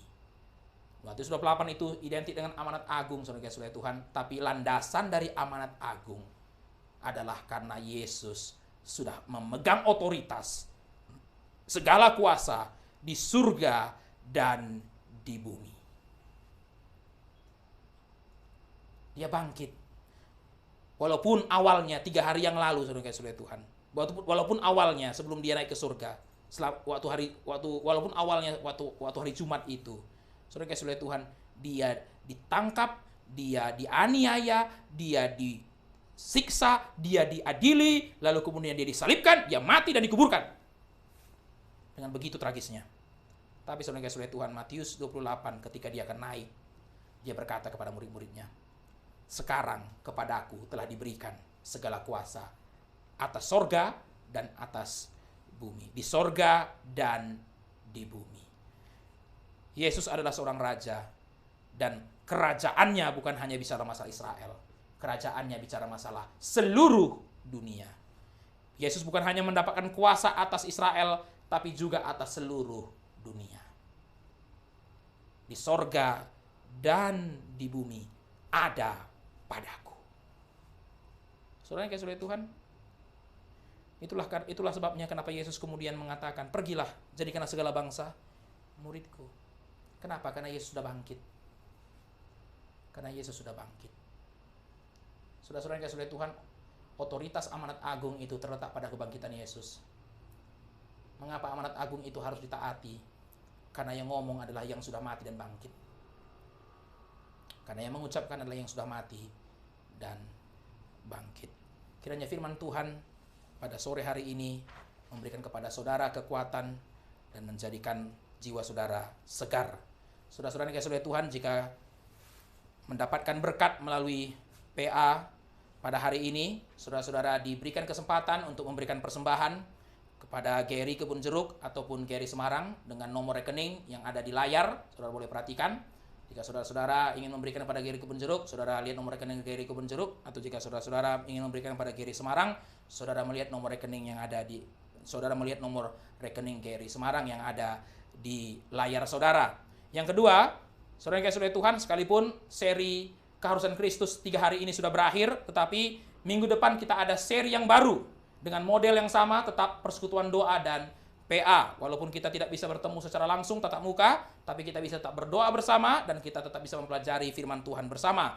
Jadi kita akan mengadakan PD dan PA minggu depan tanggal 14 sampai 16, hari Selasa sampai Kamis pukul 16.30 dengan tema doa-doa Rasul Paulus bagi gereja. Ini adalah temanya, saudara-saudara ya. Doa-doa Rasul Paulus bagi gereja. Mari kita menyebarkan pengumuman ini bagi rekan-rekan kita, saudara-saudara kita yang kita rasa perlu untuk mendengarkan firman Tuhan di tengah-tengah suasana seperti sekarang ini. Saudara yang kasih oleh Tuhan, setelah PA ini, saudara yang kasih oleh Tuhan, jam 7 malam nanti ada persiapan hati menuju Jumat Agung yang akan dibawakan oleh Pendeta Antonius Un dengan tema penghinaan kepada Tuhan Yesus. Ini akan ditayangkan secara live stream juga. Mari kita menikmatinya bersama-sama. Nanti jam 7 malam.